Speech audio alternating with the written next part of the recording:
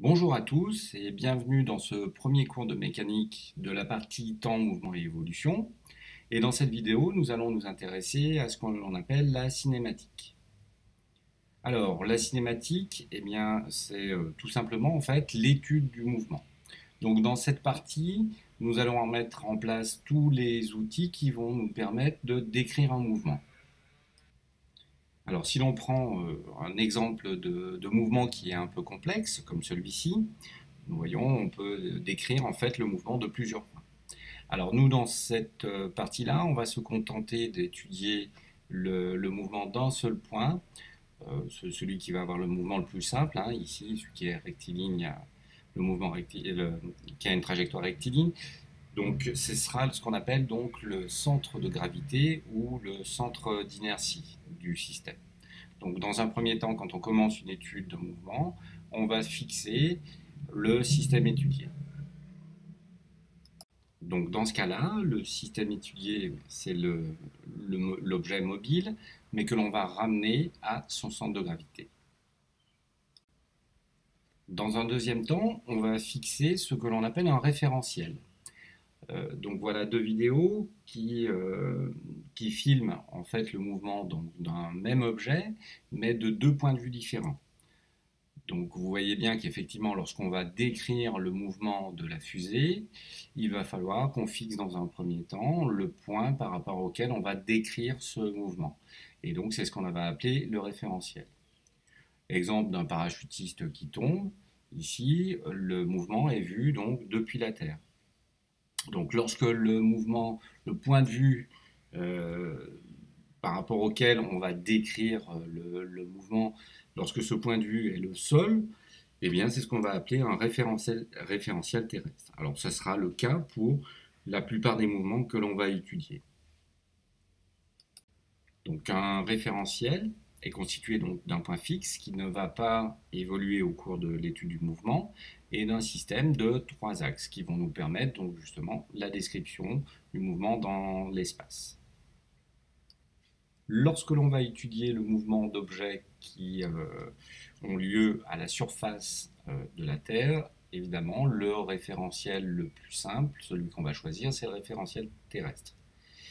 Mais ce n'est pas le cas pour l'étude de tous les mouvements. Prenons l'exemple ici du mouvement de la Lune autour de la Terre. Si on prend comme référentiel la surface de la Terre, ça va être beaucoup plus compliqué. Donc, dans ce cas-là, il est beaucoup plus simple de prendre comme référence le centre de la Terre. Et dans ce cas-là, c'est ce qu'on est dans un référentiel que l'on va appeler géocentrique. De la même façon, lorsqu'on va étudier le mouvement de la Terre autour du Soleil, le point de vue le plus simple à prendre, c'est le centre du Soleil. Et donc, nous serons dans ce cas-là dans un référentiel que l'on va appeler un référentiel héliocentrique. Alors, une fois qu'on a fixé notre référentiel, qui est constitué donc d'un repère avec un point fixe, donc on a fixé l'origine du repère sur ce point fixe, O, et puis le repère qui est constitué des trois axes qui vont décrire l'espace, donc qui est porté donc par les trois vecteurs, donc I, J et K. Bien, une fois qu'on a fixé donc ce référentiel, on va pouvoir s'intéresser donc à la position donc de l'objet qui est en mouvement. Alors pour décrire la position de cet objet en mouvement, on va utiliser le vecteur, ce qu'on appelle le vecteur position, donc c'est le vecteur OA. Donc ce vecteur OA, il va se décomposer dans notre paire comme étant la somme donc des composantes suivant les trois vecteurs de la base du repère. Donc les composantes du vecteur seront x, y, z. Bon, ça, je pense que vous avez l'habitude de le faire.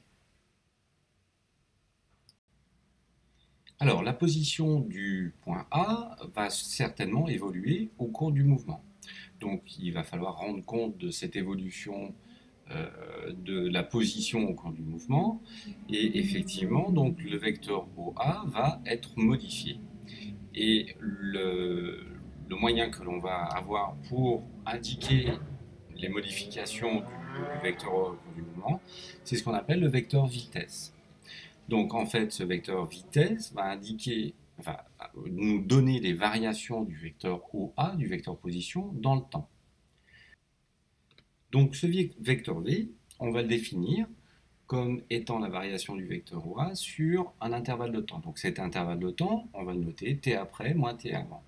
Et la variation du vecteur OA, donc ça sera OA après moins OA avant. Ce qui fait qu'on peut aussi l'écrire delta OA sur delta t. Donc la variation du vecteur OA sur un intervalle de temps delta t. Alors si on tend à réduire le plus possible l'intervalle de temps, à le faire tendre vers l'infiniment petit, on va modifier un petit peu les notations et au lieu de mettre des deltas, on va mettre des petits d. Donc en fait, le vecteur v sera d de OA sur dt. Mais en fait, c'est ni plus ni moins que la définition de la dérivée. Donc en fait, le vecteur v, ce vecteur vitesse, correspondra en fait à la dérivée du vecteur OA. Donc en mathématiques, on le note par un prime, et en physique, on va garder la notation d sur dt. Ce vecteur vitesse, il va pouvoir varier au cours du temps. Donc pour rendre compte de la variation de ce vecteur vitesse au cours du temps, on va définir ce qu'on appelle donc l'accélération. Donc le vecteur accélération, en fait, c'est la variation du vecteur vitesse dans le temps. Donc comme on a défini tout à l'heure le vecteur vitesse, on va définir notre vecteur accélération. Donc ce vecteur accélération, eh bien, ça sera donc le vecteur après, le vecteur vitesse après, moins le vecteur vitesse avant, sur un petit intervalle de temps. Donc un delta v sur delta t.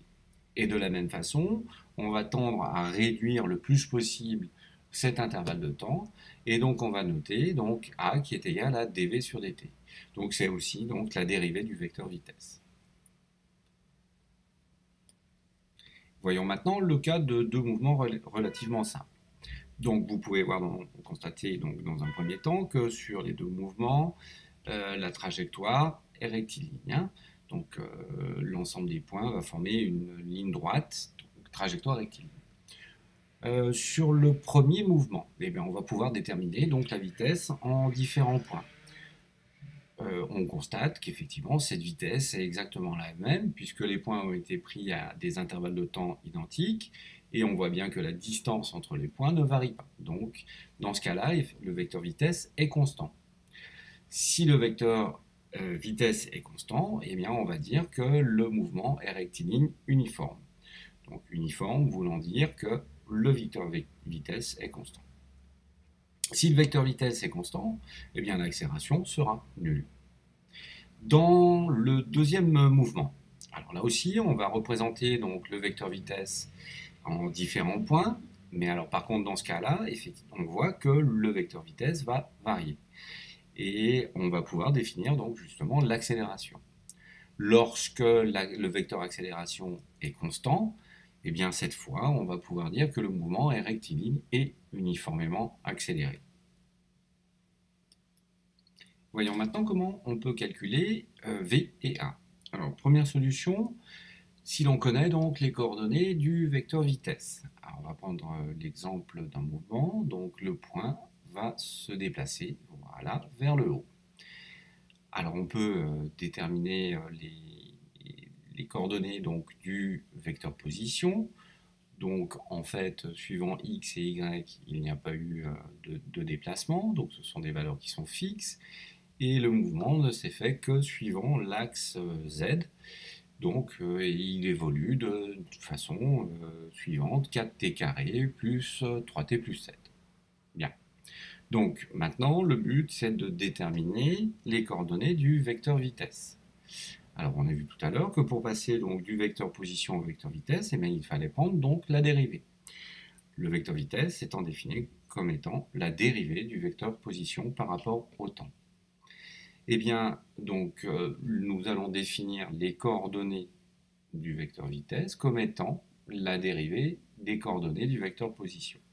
C'est-à-dire que Vx sera égal à dx sur dt, Vy, dy sur dt, et Vz, dz sur dt.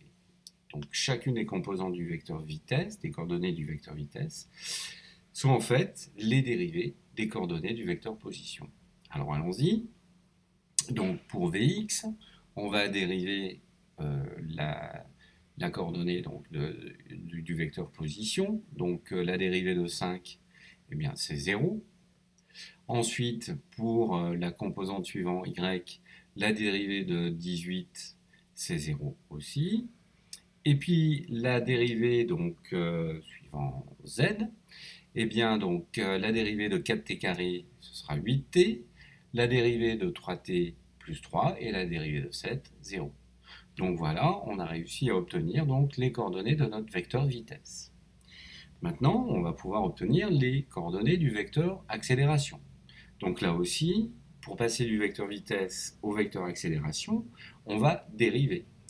Donc l'accélération, c'est la dérivée du vecteur vitesse par rapport au temps. La composante suivante x, eh bien, la dérivée du vecteur de Vx, c'est 0. La dérivée de Vy, 0 aussi. Et puis la dérivée de Vz, donc dérivons, 8t, on va obtenir 8, plus 3, 0. Donc la composante suivante, z de l'accélération, sera égale à 8. Deuxième solution, donc on ne dispose pas des coordonnées du vecteur position, mais on a l'enregistrement du mouvement. Donc on a les positions du point A à des intervalles de temps identiques. Donc cette fois, on va le faire, mais par construction graphique. Donc on va pouvoir déterminer le vecteur OA et le vecteur V, on va le déterminer graphiquement, donc avec la définition que l'on a vue tout à l'heure. Et de la même façon, le vecteur à accélération, on va pouvoir, à partir de la définition, le construire de façon graphique. Alors prenons un exemple. Voici l'enregistrement du mouvement d'un mobile.